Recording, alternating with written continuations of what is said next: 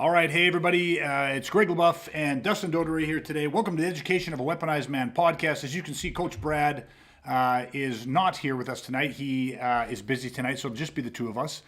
But we are going to do, it's a really powerful episode tonight, and it's we're just throwing it together last minute because depending on when you're listening to this, for us, it is Thursday night, 7:30. This is usually when we go live. The past Saturday, there was a mass shooting in California, Monterey Park Shooting, and where a gentleman entered into a dance hall and he opened fire, killing, I believe it's 10 that are dead as of now. There's still some people critical condition in the hospital, so those numbers may change. But and then as he again attempted to enter into another, well, he didn't attempt, he entered into another dance hall with obviously the same intent in mind, we can only assume. But in this instance, he was confronted by the son of the owner of that dance hall, and he was subsequently disarmed, without doubt saving many more lives. And we're going to break it down for you tonight. So we're going to cut to our intro. We'll be back in 30 seconds. Stick with us. It's going to be a really powerful episode. We're going to share some very powerful insights with you. So stick with us. Hey everybody, for those of you that don't know me, my name is Greg LaBeouf, and I'm sharing insights for how I went from the victim of a brutal attempted murder to weaponizing my mind and body, mastering the tool of violence so that I can protect myself and my family from violent criminal assault, and how for the past 30 years, I've been helping good people just like you do the same. Welcome to the Education of a Weaponized Man podcast. Okay, we are back. And as I said earlier, before we cut to the intro, I said that we are going to do a bit of a breakdown on the Monterey Park shooting that just happened the past Saturday for us in California. And I know, Dustin, you are not overly familiar with the event. I honestly, it just came across, I don't watch the news a lot because I don't like to saturate with it, just enough to try to keep current on what's going on. But I did not become aware of this until today. Matter of fact, just a few hours ago. So I don't know all of the details, but at first glance, there was some really, really powerful lessons that I just thought was worth us talking about immediately, not waiting for, picture perfect clarity, and just try to share these with our listeners and our viewers. So I'm going to show some video clip. Now, for those of you that are just listening to this on the podcast, I'll narrate it, I'll break it down. You can also head always to our YouTube channel. If you're listening to the podcast, you can head to the YouTube channel, Awaken the Protector, and you can watch this episode, or you can just look up Monterey Park shootings and you'll see the video clips that I'm going to share with you. So let me I gave a bit of a synopsis, right? Now let's dive into a few more details. Here's some things that we know about the shooter, which is not a lot right now, but it was a 72-year-old man who, and again, at this point in time, they're not real clear on what his motive was, but a 72-year-old man took a modified semi-automatic weapon, and he entered into a dance hall. And this is the dance halls in California, to the best of my understanding, Asian community, heavily influenced Asian community, and the dance halls, a number of different types, like the cha-cha and different things, but very, very popular, really from what I was reading and what I gathered, just a real hub for the community. So obviously full of people, and he went into the first dance hall, and he had, like I said, a modified semi-automatic weapon. He had an oversized magazine. And from eyewitness accounts, when he stepped in, there was a number of people out on the dance floor dancing. And he walked in and pulled the trigger. And in a matter of, eyewitness reports that in a matter of 10 seconds, there was as many bodies on the floor. It was instantaneous, overwhelming, and, murdered those people. There's others that are injured and then left. Now, from what I understand right now, that shooting occurred many, many hours before he now went to step into another dance hall. So there was the first shooting at the first location. a number of hours passed. And again, I don't have all of the details right in front of me, but it wasn't like he went from one dance hall to the next dance hall in a short period of time. I believe there was a significant amount of time that had passed.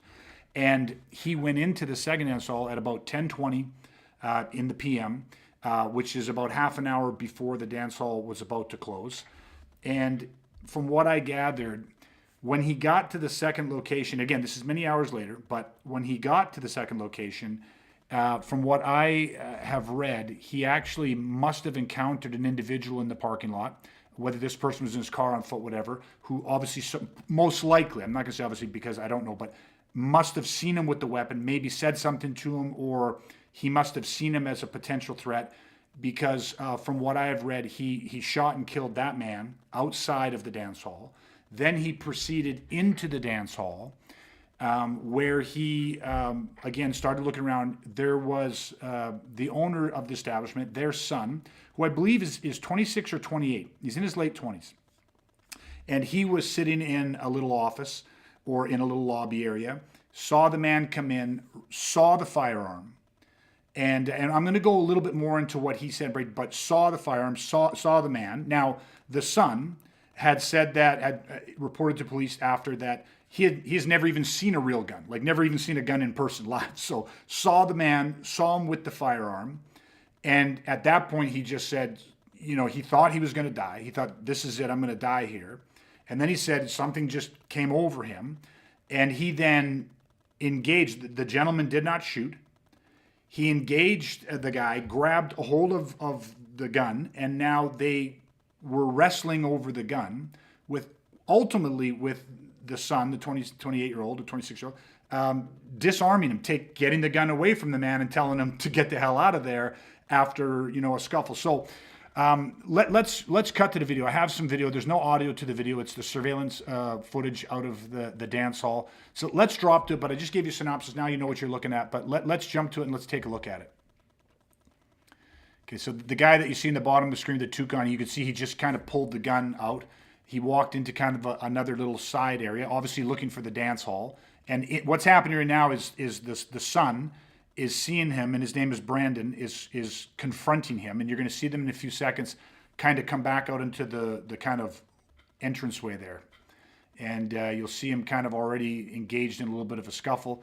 So you see him already kind of backing out. There's obviously words being spoken, which there is no audio on this. And so now you'll see him come into view here.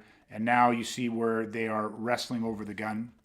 And you can see where he's modified. He's got something over the muzzle, probably to silence it.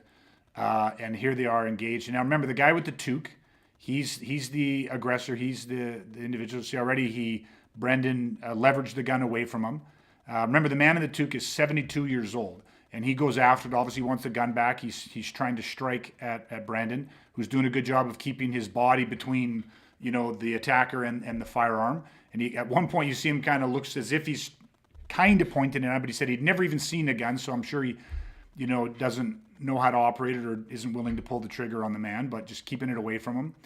And you see that the attacker continues to press forward, obviously wanting to get the gun back.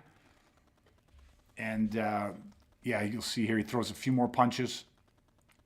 And the scuffle just kind of continues. And Brendan had reported that the whole time he just kept telling the guy to get the hell out of there, just get out of there. And the guy just kept telling him he wants his gun back. And the scuffle just kind of continues until you see kind of the bottle that maybe was on the end of it or something falls on the ground. But you see kind of the guy realizes I'm probably not going to get the gun back. And he just kind of very calmly turns, throws one little punch at his arm and kind of turns and starts to walk out. And then he kind of looks back, looks down on the ground, like, did I drop something? And then heads out the door. And Brendan just kind of heads back in the office. He takes his cell phone out. You won't see it here, but he takes his cell phone out. And he obviously makes a call to the police. And he's telling the guy just to get the hell out of there. He's got the gun, walks back into the office there. Okay, so we're just going to kind of come back. So that's really the part we have. Now, where I think a breakdown is very, very important is there's a couple things, and I'm not going to throw them out in any particular order. And Dustin, please, by all means, jump in with anything you see. But here's why I thought this is important for us to do it now. Every week, and not just every week, but I mean every single day, I am preaching the weaponizing process. And we're sharing with you guys. We're trying to document the strategies that worked for me. I was the victim of an attempted murder. And how did I go from that to actually being able to defend myself, my family? I've defended other people. I've used these skill sets many, many times. How did I do that? What worked for me? And of course, what has worked for Dustin over his 20 plus years of training? And what is working for other people? So that's all we care about, is documenting what's working. I don't have a loyalty to anything beyond that. I don't give a shit about a system, a style. If it doesn't work, we don't use it. If it works, we use it. This is always being refined and updated, because the theater of operations and violence, criminals are always changing. So having said all that, this is evidence of some of the key strategies that we are constantly preaching to people. And I wanted to just make people aware of this, okay? Now, one of the things that's important is that this individual, right, this bad guy, 72 years old. So violence, we have a saying, right? It's not on my shirt tonight, but usually the saying is violence never asks. Okay? Nobody in either of those dance halls had any inclination when they woke up in the morning that this type of situation was going to happen. Right? So again, where the bad guy determines the location, they determine the intensity, they determine the tools that they bring to that situation, they determine how invested they're going to be in that attack. All of it, they are in control. They have the initiative. So we have to understand that has to become part of your training, that violence never asks. So how do you prepare for the unexpected? Okay, and that's by developing blueprints. Now, the second part to this is that this guy, even at 72 years old, this bad guy who had the intent to harm people very clearly had a blueprint. Get what I mean? He had an event horizon. I want to destroy people, whatever his motive is. It doesn't matter. Okay, he had a blueprint. He is designing how he is going to inflict mass casualties. How do we know that? Now, Dustin, we haven't had a chance to talk about this yet at all. This is all very organic and on the fly, but I'm saying that this 72-year-old man, he definitely had a blueprint. Just off your cuff, without any time to think about this, what is some evidence that tells us that he had a blueprint? Is there anything that you can pick up on, any pins or anything you're seeing that go, oh, this guy was organized? Well, I think the fact that how off guard he was caught by running into some sort of adversary or some sort of an obstacle, essentially, because he wasn't expecting resistance. I think it's pretty obvious, because if he went in there expecting resistance prior to unleashing his plan, that Brandon guy would have been shot instantly. Like, the second that guy saw me, would have shot him. If he thought, like, oh, there's a chance that if someone gets in my way, I'll have to shoot him in order to carry out my plan. The fact that he was just sort of weakly kind of wrestling and struggling to get the gun back, and he wasn't out of control in that moment. Do you know what I mean? Even when he left, he walked away kind of just, oh, okay, well, I guess I'm not going to get my gun back, so I'll just leave. Like, there wasn't a lot of sign of like panic and stuff when he left. He didn't run out of there like freaking out. So I just think you can just tell that he just was not expecting to have to deal with that. And I think if there was no plan at all, well, then he wouldn't have been thrown off. Does that make sense? It totally makes sense. Matter of fact, you hit one of the main points that I was going to get to later, but since you jumped right to it, we can break it down and go backwards off it. But let's throw some of the small ones in first. How do we know this guy had a blueprint? He brought a gun. He didn't just find that gun in his trunk. He brought a gun that he had modified. Okay, now what did he, I don't know the specifics, but it looked as if he'd done something to the muzzle or the barrel, meaning that he was probably trying to silence it a little bit so that it wouldn't draw as much attention right away, so that the authorities wouldn't be called right away. He had an oversized magazine. Why? Because he can hold more rounds in the magazine, meaning that so he can get a higher body count. So the thing I want you to get is, sorry, go ahead. Well, I was going to say, he also went to 2 dance studios. 100%. And that matter of fact, we got, dance studio and then a shopping mall or a church. Like, do you know what I mean? So right here, we got the leftover candy said, go into a target-rich environment where likely there wouldn't be security, concealing the firearm on his way in, the oversized magazine. All of those things are exactly correct. This is part of the blueprint, right? And matter of fact, just because it was pointed out there, if you listen to or read some of the interviews with Brandon, the young man who stepped in and saved a lot of people.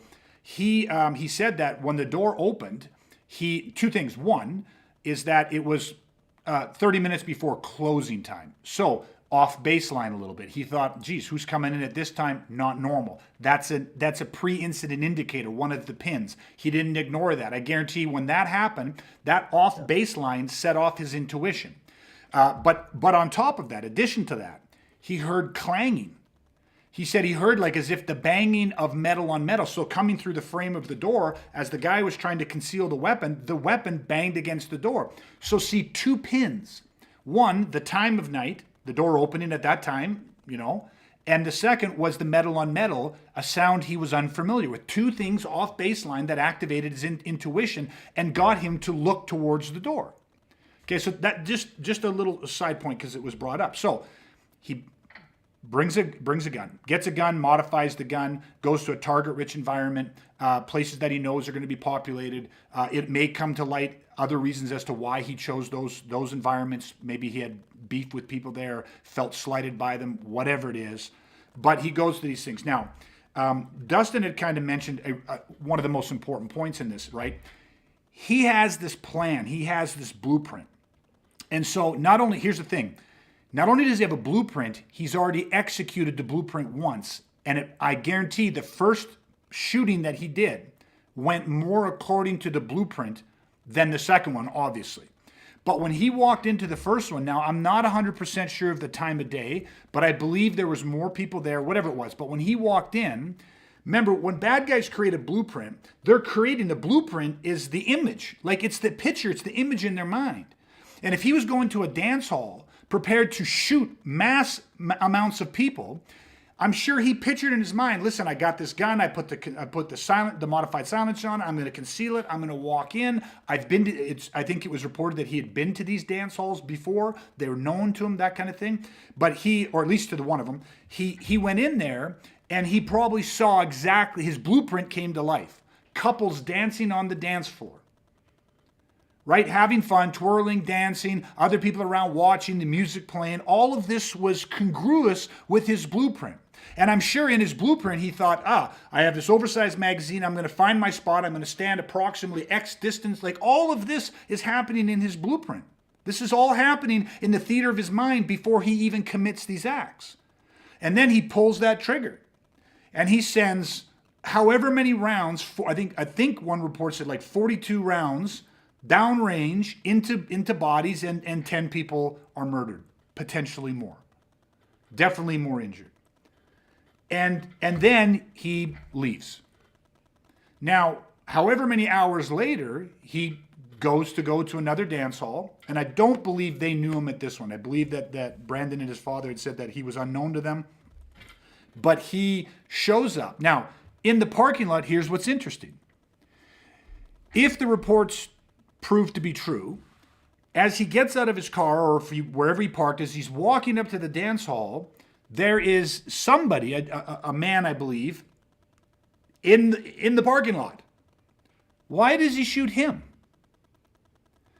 Why does he shoot him, yet when he enters into the dance hall and Brandon's there, he doesn't shoot Brandon? Doesn't make any sense. Brandon said he saw him. The guy was looking at him, and I'm going to show you. Actually, matter of fact, let's pop it right now. Not only does he see him, but I'm going to pop this up. This is just a little bit of a report, a clip here, and it says, Mr. Say, Brandon, said the weapon the gunman was carrying signals he intended to inflict maximum damage. So Brandon, never seen a gun a day in his life, said he could tell by looking at the gun and the way it was modified, he knew the intention. But look at the bottom now. How it was built and customized, I knew it wasn't for robbing money, Mr. Say said of the weapon. Now, here's the thing. From his body language, his facial expression, his eyes, he was looking for people. Now, we're telling people all the time, this sequencing of violence, body language, behavior, and interpersonal communication. People, the bad guys, people with intent to harm, they have tells.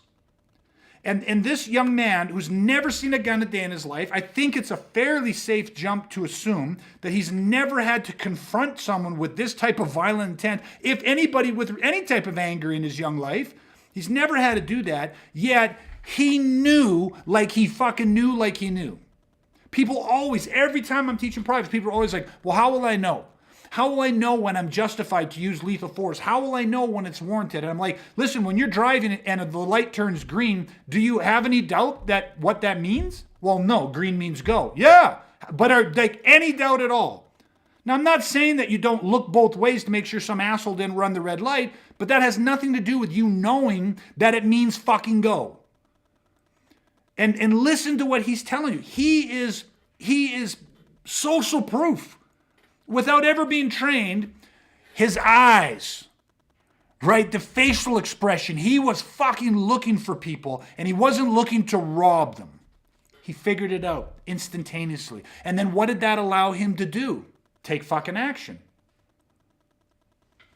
Right? This is so important. Now, let's just jump back because I don't want to gloss over this. There was a man in the parking lot who he shot. One man who he shot.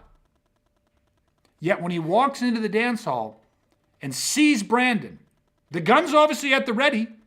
Even though he was trying to hide it, he had the gun out. The gun was ready to fire. Why? How do we know? Well, he just shot somebody seconds earlier. The gun was ready to go, so it wasn't a malfunction. But he doesn't shoot Brandon.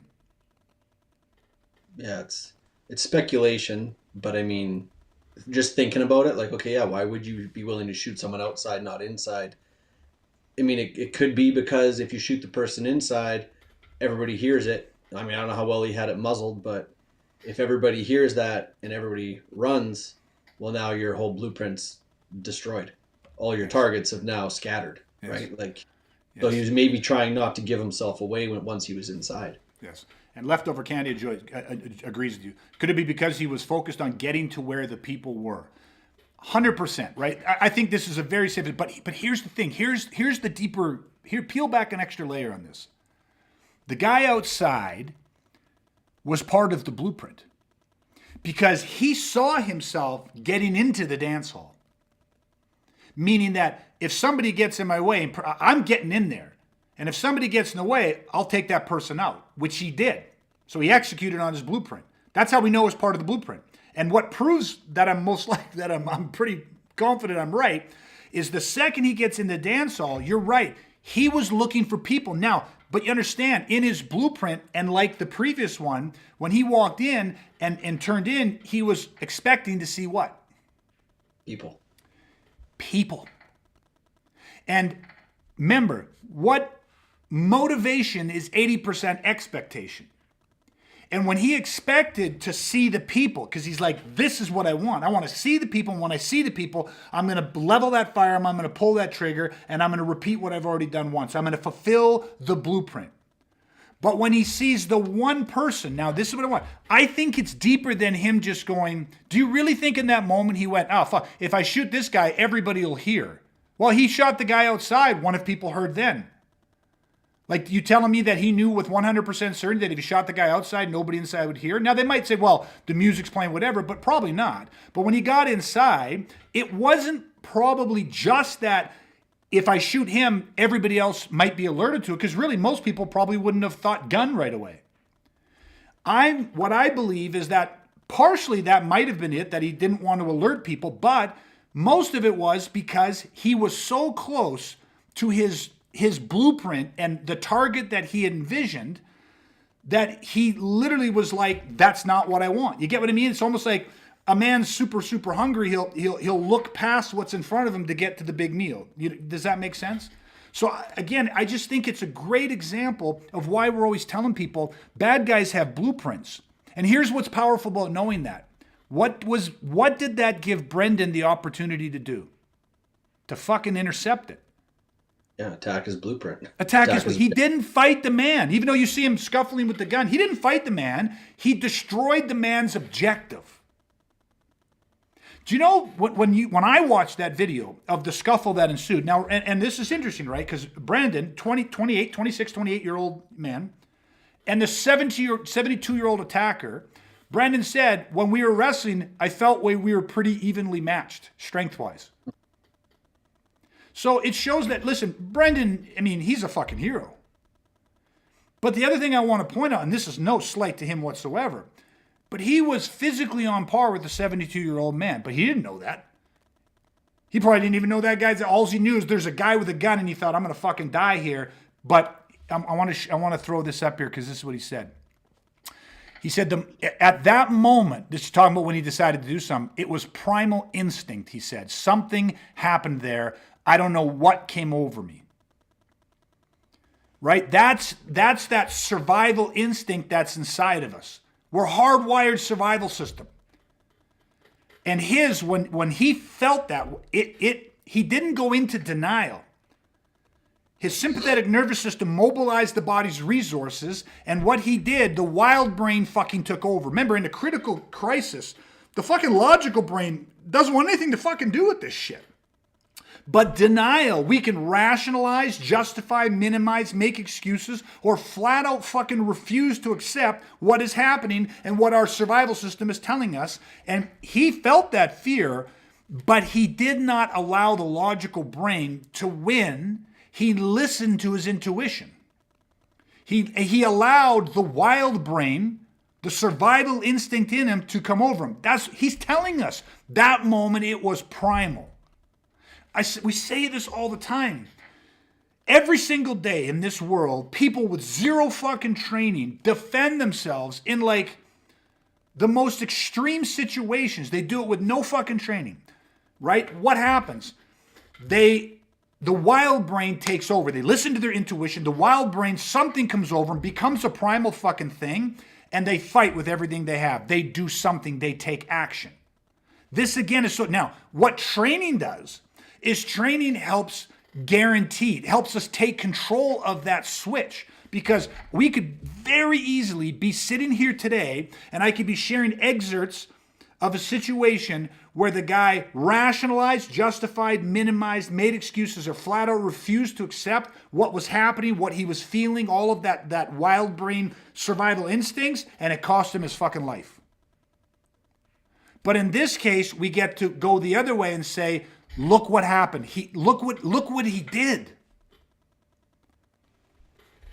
Right? And he says right there, matter of fact, if we read down a bit, the rest of the quote says, they fought over control of the gun for about a minute and a half, and it felt like they were similarly matched in strength. At one point, the gunman looked down at the weapon and took one hand off it as if to manipulate the gun to begin shooting. And Mr. Say Brandon said he seized that moment and pried the firearm away. So, I mean, unbelievable, right? Like so good. Okay, I'm going to pop that one down. I'll jump in while you're in between things. I'll jump in. And you said it earlier, and it's funny because obviously a lot of people will agree, but I thought the exact same words when we very first started this, and you explained what happened, and you said it, he's a hero. And that was literally one of the first things I thought. I'm like, oh man, this guy's a hero. And my second thought, which I know you're going to totally agree with, is it doesn't take a superhero to be a hero. And that's kind of what you're talking about right now. Like, yes. There's more efficient, less efficient. Yep. Could someone train Brandon to be more efficient? And would he have been able to take that gun away quicker, easier, all those things? Absolutely. Yep. But he still did it. 100%. Do you know what I mean? Like, it doesn't take a superhero to be a hero. And I think, I don't know, maybe I'm jumping ahead too far, but like the first thoughts I had on this whole thing once you explained it was like, he did something. Coming back to that same quote of like, evil will prevail until if good men stand around and do nothing. Yeah. And it's like, well, that's what he did something, right? 100%. So it's just like more efficient, less efficient. It's all, that's what training makes. That's where training makes that difference, right? But yes, 100%. Like he did what you said. Go ahead. Yeah. No, I was just going to say it's a beautiful thing. Evil prevails to good men do nothing. And if we jump into this, and matter of fact, let me just post this up because Leftover Candy said, do you think that because Brandon was managing, he was there managing the dance hall, he felt responsible to engage with people coming in who shouldn't be there? So what helped him, give in to the wild brain? What helped motivate him to do it? Well, if you look at it, I think this absolutely is on the money. And I think also, his parents own it. I'm sure there's a sense of responsibility. This person come in, he's the only one standing there. But he said, I thought I was going to fucking die right there. He said, I thought I was dead. So understand in that moment, he became a man faced with life and death. And let's flash back for a second to what he said about his face. Right? What he said about it, right? He knew he wasn't there for money. right? From his facial expression, his eyes, he was looking for people. And the intent behind that clearly is he knew he was looking for people to kill. So in that moment, now remember, you have the switch, challenged or threatened.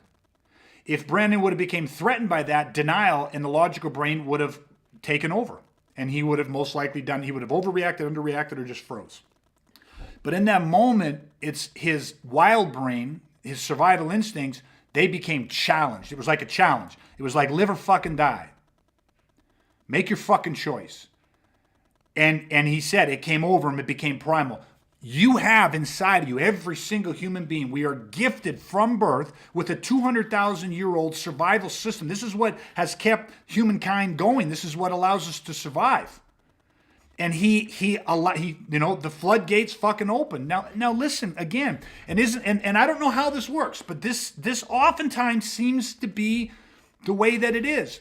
But this attack, like they were equally, like it was like it was meant to be, right? They were equal, except for the fact the fucker had a gun. But the guy, his blueprint got interrupted, so they weren't equal. He was a 72-year-old man who had murdered 10 plus people. They weren't fucking equal that way. But the blueprint got interrupted. And man, I know I'm going to harp on this, but this is the power of, you can't sit here and say, like, even I put that out there specifically for this reason, a 72-year-old man, because if we look at this, and so many people that will do a breakdown on this, so many martial artists that will do a breakdown on this, will look at the physical confrontation. They will look at the fight, quote unquote. It's not a fucking fight. Don't fight the man, destroy his objectives. If you actually are engaging in a fight with a violent criminal, it's fucking stupid. Okay? But here's the thing. They'll look at the fight and they'll say exactly what you said, Dustin. There's more efficient ways to take away the gun. He could have then taken him down, because they'll start going, he got lucky. He got lucky. It was a 72-year-old man. At the end, when Brandon was holding the gun, the other guy threw 3, 4, maybe 5 uninterrupted punches. Well, what if that guy would have been 30 years old and 100 pounds heavier, and he would have been smashing him in the face? He would have knocked Brandon down most likely, or knocked him out, picked up the gun, maybe shot him, and then went in and finished shooting people. So then we're going to look at it and say, well, we got to train our fighting skills. Great. Yeah, no, there's a valid point there, right? But to me, the bigger thing was, remember this. Had that guy came in as a blitzer, one of the bad guy blueprints, there's only 4 different blueprints. Had that guy come in blitzing, he would have already been gun up. He would have fucking shot Brandon instantaneously, and he would have walked right through him. And Brandon doesn't matter if he was Brandon or if he was Navy SEAL Brandon, it wouldn't have fucking mattered. Because he'd have got blitzed, he'd have got caught in an ambush, and 99% likelihood, doesn't matter who you are, you'd have been shot and probably killed. Maybe not, but probably. But in this instance, what gave Brandon the chance? Because sitting here, and as we teach weaponizing, and as anybody that's listening to this that goes, well, fuck, man, like, how do I prepare for violence? Look at this. If you understand the bad guy's blueprint, you're far more likely to be able to figure out how to interrupt that blueprint. Or to recognize when something, fate, some good fortune, Aries, the god of war, smiles on you, and something interrupts their blueprint for just a second or two, a fraction of a second. And that's your opportunity. But how do you recognize when they have a bit of a mental stall, or when they're looking for something else? Or you get what I mean? Like, how do you recognize it? Just organically and naturally, in this moment, Brendan saw, fuck, I'm dead. I'm going to die here. I'm dead. He saw the guy's eyes. He saw the gun. He saw the intent. He felt it. It's palatable. It was senses. Everything was going off. And yet there was the time when all of a sudden he probably went from, fuck, I'm going to die here, like, holy fuck, to this primalness taking over his body, and he now fucking engages and grabs the gun. There was time in there. There was a gap in there where the blueprint was interrupted and Brendan acted. He took action. And isn't it interesting that more often than not, those moments exist? We watch a lot of CCTV footage of murders and attempted murders, and you can often identify small moments and sometimes bigger moments where the blueprint is interrupted because of something the intended target did, or because nature, some fucking stroke of good luck, And we have seen many times where the blueprint's interrupted, there's an opportunity, and that opportunity goes missed because the training wasn't there to recognize it. Imagine you're sitting at a light, and all of a sudden a flashing green light comes on, and you don't know what the fuck it means. But it's only there for 4 or 5 seconds, and then it turns yellow, and then 10 seconds later it goes back to green, but now there's all this oncoming traffic, and you get me? You missed an opportunity because you didn't recognize the sequencing. The other side is when you're well trained, you learn how to create the opportunities. Say, I know what this guy wants. He's scene 1, scene 2, scene 3. If a guy's counting to 10, and I know all 10 of the sequences, 1, 2, 3, 4, 5, 6, 7, 8, 9, 10, it's very easy for me to go, when he gets to 6 and tries to transition to 7, that's my best opportunity to fuck with him. That's where I'll make my move, is in between the 6 and 7, or the 2 and 3, or the 1 and 2, or the 4. You get what I'm saying, right? I don't know. So, that part was really, really interesting to me. And so I'm just throwing up a couple comments we had here. David Kitch, challenged or threatened, so good. 100% makes sense for us. If we're challenged, the wild brain will take control and we can access our skill. If we're threatened, we go into the duress model and we end up having kind of going a complete catastrophic fail, what we call condition black. Leftover Canada. Like the sound, strange metal clanging off a door 30 minutes before close. I know, great pins, right? Great pins. And again, from somebody that isn't trained to recognize them as pre-incident indicators, but we're human beings. And we understand routines and patterns is how we live our life. So we understand baseline for things. And so when something's off baseline, it registers alarm bells with us. Think of the people closest to you in your life. Can you tell when something's bothering them? Well, of course you can. Because the tone of their voice, the way they smile. You can tell the difference between a genuine smile when somebody's truly happy and comfortable and relaxed, and when they smile hiding pain or hiding troubles or worries or anxiety.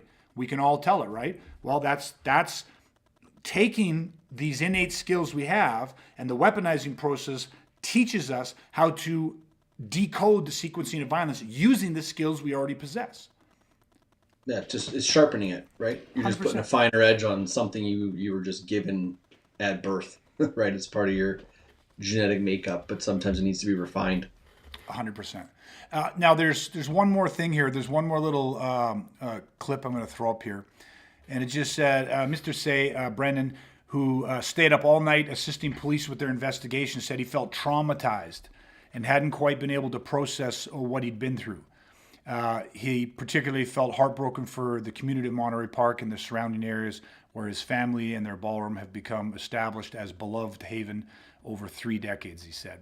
The reason I wanted to share this is because when we talk about violence, there's the pre-workup stuff, right? There's the stuff that happens before violence, the training, the prep, the rationalization, the acceptance, all of that stuff that has to go in before it. There, of course, is the act of violence. And then there is the aftermath of violence, and the trauma, the ripples of destruction, as we often call it. And just from the little bit I've seen, he's having trouble sleeping, clearly, right? Now you also look at that, and he didn't see the bloodshed like that occurred at the first location. He didn't engage in a life and death struggle. Well, in the sense that he didn't have to take the attacker's life.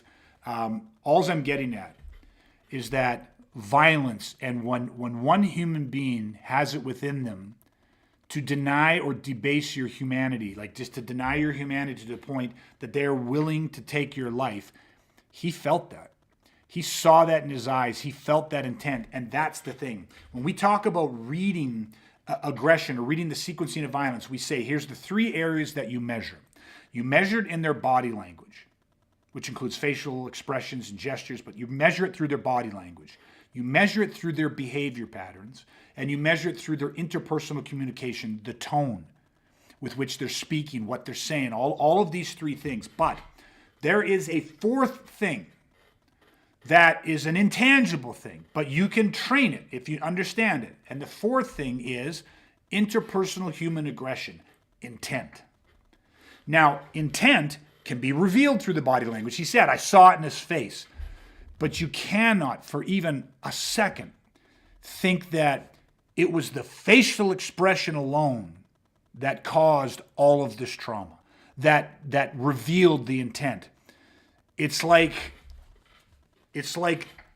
evil in a man's soul, like fucking emanating through his eyes, through his skin and his facial expressions and gestures. It is palatable. And when we tell people that, listen, when somebody has it within them to take your life, it is not going to be, like, to carry on my analogy, it's not just going to be a green light, like up on some fucking traffic signal, at some intersection 30 feet away or 20 feet away from you. It is like it's like the fucking sun turning fucking bright fucking green and hitting you in the eyes. You're going to feel it in your soul. Like you fucking know. That is real hard to hide.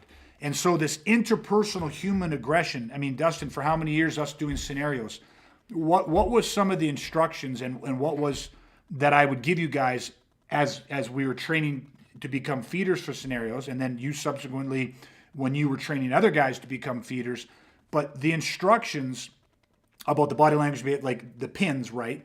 But there was always a part that we discussed about the interpersonal human aggression. And what was your experience with that being in a scenario and that not being in a scenario? Well, it's the ability to make it feel real. Do you know what I mean? Like, I think people outside of, who with no experience, let's say doing scenario training or anything like that, they might think it's about the environment.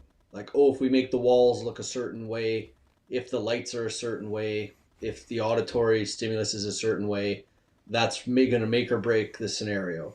And it's wrong. Like, does that add to it? Yeah, if the element you're talking about is there. But if you have the perfect environment, the room, if it's perfect for a scenario, lights are perfect, auditory is perfect, everything's perfect, but the person playing the aggressor, the bad guy, is just in there like monotone, almost like they're reading a script. Yeah. Is going to be so ineffective, so unrealistic. You're not going to trigger the person's sympathetic nervous system. We call it SNS.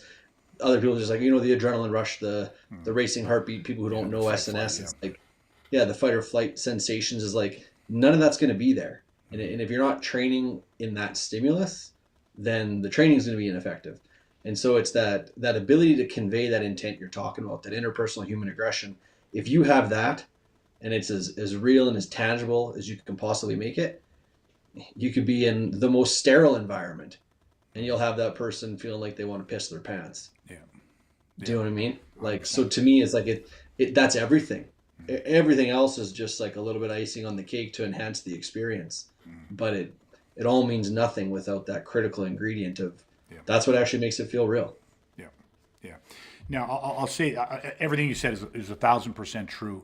And my spin on it, from having been doing it for 30 years, is when we do feed a scenario at the right times, when it's always like, if you're teaching someone to swim, you don't push them in the deep end, right? It starts in the shallow end, and you acclimatize to the water, you learn some strokes, all that type of stuff, and it progressively you begin to challenge yourself when you have the foundation that will allow you to rise to the challenge. Okay.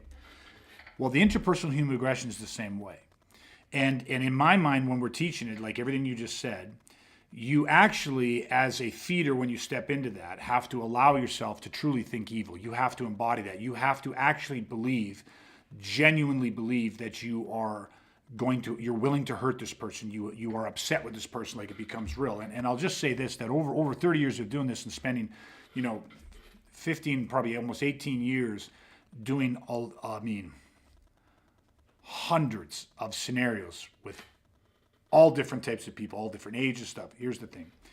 It is so real that many, many times we've had people, like question it, like believe that they're in danger. I've had the police called on me from scenarios, like from the intent of it. But here's the thing. When you understand that can be manufactured and yet controlled, but that wildness, that intent, that interpersonal human aggression is there, your training completely changes. That is what truly develops your sequencing of violence, like really understanding it, your firing behavior, your true real world confidence to know that you can face this, because you have to have experienced it, but in a controlled environment, and it very much so can be done in a controlled environment. It can be done with you know it can literally be done with zero risk of injury. Well, very close to zero risk of injury. Now there's always a risk of being hurt, but that's never the point of it, right? But it's just something that I wanted to put out there, because as we're talking about the aftermath of it, why this is important to the weaponizing process, and why I'm taking the time to delve into this part of it, because you see it feels separate from the event, is we have a fucking hero. We have just a regular guy, right? We're all just people. But in the moment, in a dark moment, he became a life-saving force, because a number of things went well for him, meaning he didn't go into denial. He listened to his intuition. He allowed that instinct inside of him to act. He allowed the wild brain to govern his actions. That is the thing that has that it wants to keep you alive, and he went with it. He indulged in it wholeheartedly. And he's not the biggest and strongest guy. And yeah, the attacker could have been this, and what if this, what? But he wasn't. And despite all that, you got a guy walking in who's murdered people already, gun ready to go. They were not evenly skilled. He was he was outgunned big time, and literally, and yet he took action, didn't fight the guy, destroyed the objective, seized the opportunity. When the blueprint got interrupted, he took action, all of the strategies, all the things we talk about. And at the end of the day, he saved a lot of lives, including his own. And now he's suffering. And I think from the interviews I've seen with him, for sure there's going to be many, many people offering him help and assistance, and I'm sure he'll be fine. He has the strength of his community and his family, and there's already an outpouring of support for him. But to lose even one human being, good human being like that, who's willing to answer the call, to face violence, to be that protector, already real resilient, relentless, and ruthless in those dark, critical moments, to save his life and the life of innocent people, to lose even one person, whether you lose them in the physical event or whether you lose them to the trauma after. Because don't minimize this. Soldiers, law enforcement, civilians that have saved life beyond reproach in desperate times, in critical crisis involving interpersonal human aggression, when they have done the legally and morally right thing, and they have had to take life to preserve life. Now, Brandon didn't have to take life, but when they've had to do this, many of them end up taking their own lives later. Their lives, the drug addiction, alcoholism, divorce rate, like if you look up the statistics, it's staggering and it's alarming at how many good people. Violence destroys. And if it doesn't kill you, they say the violence is the gift that hits you, kills you twice. If it doesn't kill you in the actual event, it kills you later as you're trying to sort through all the emotional fucking trauma of it all. And so I wanted to end it on this point that we need to make sure that we are 360 degrees. We are an entire, like a holistic approach, like an entire, I'm missing the word that I'm looking for, but we need to be all inclusive in our training. The prep, during, and aftermath, it's all part of the weaponizing process, so that we are the type of people that are prepared for violence. When violence finds us, we can answer the call, defend ourselves and other innocent people, and then we can process and return back to our lives as normal, healthy, functioning members of society. Well, as much as we ever were, right? And that's weaponizing.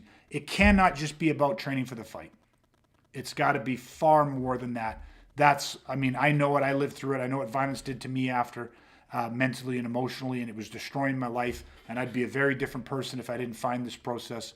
My life, it was going down a very, very dark path. So I've seen it from all three sides. And it just really hit me when I read his words and listened to him, how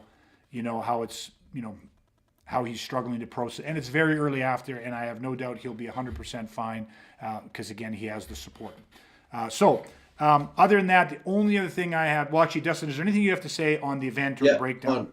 Okay, Well, please. just on that last kind of point you were making, I think just to kind of highlight for people, if you look at that situation, the one that we're talking about, and you look, okay, well, what was the physical requirement from Brandon? It wasn't super high. I think most people could agree with that. It was a bit of a tussle. He took a few kind of weakish punches, wrestled the gun away. The physical demands were not high. But what are the psychological demands? Like what you're talking about after. What's the aftermath? It's huge. It's everything. Okay. Flip it to another scenario where the physical demands are super high. Somebody has to literally fight tooth and nail for their life, and they pull it off. They survive. What's the psychological requirement there? Super high.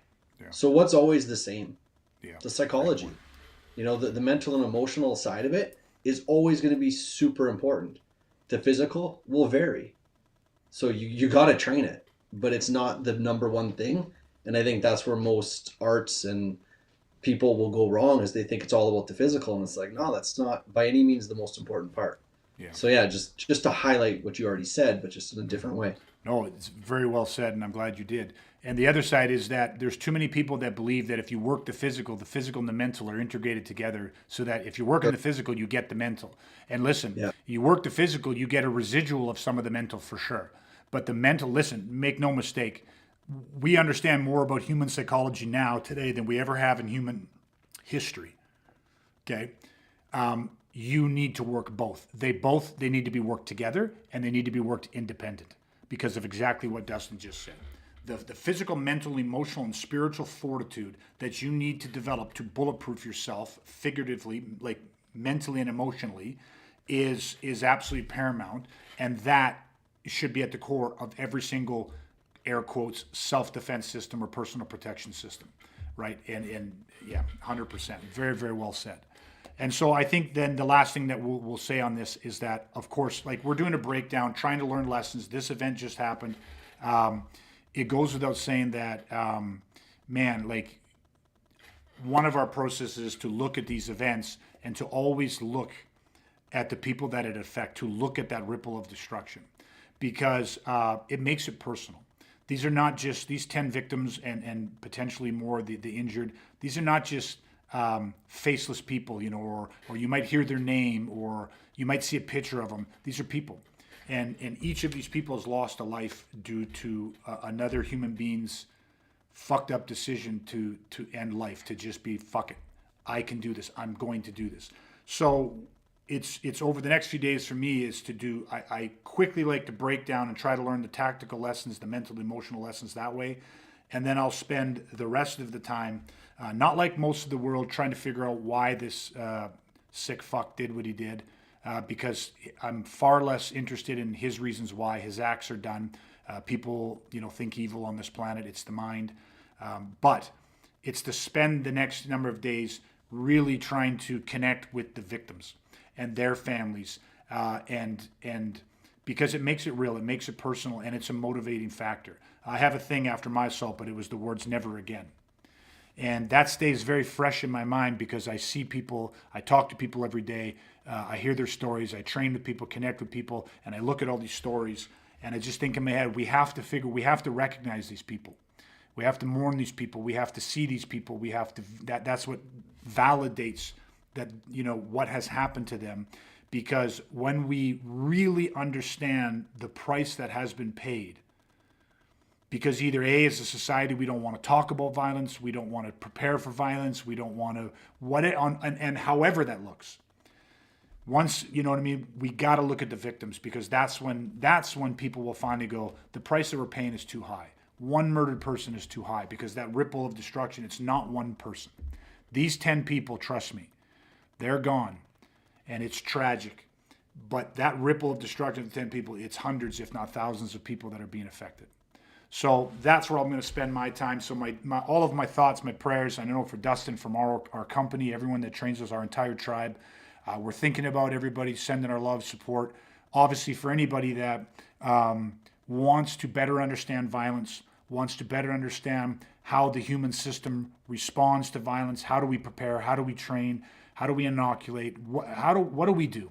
How do I be as well prepared as I possibly can be? This is our mission. Please Like, share this with anybody you think can benefit from it. Follow us at Awaken to Protect Our on YouTube. Follow us on Facebook. Get on our mailing list. We offer a number of free training programs. Right now, we have a 6-day challenge out. There's lots of ways to, just from the comfort of your own home, the safety of your home, start educating, start weaponizing, start making the shift, because we are our own first responders. It's not the police, it's us. And it might not be you personally, it might be other innocent people, or it might be you, or it might be your family, but trust me, it's a tough regret to live with, being in a situation where you had an opportunity to do something and you didn't, or you couldn't. So anyways, that's it. Dustin, any final words? No, I don't think so. Okay. Awesome. Well, thanks so much, Dustin. We missed Brad tonight and his insights, but he'll be back with us next week, I'm sure.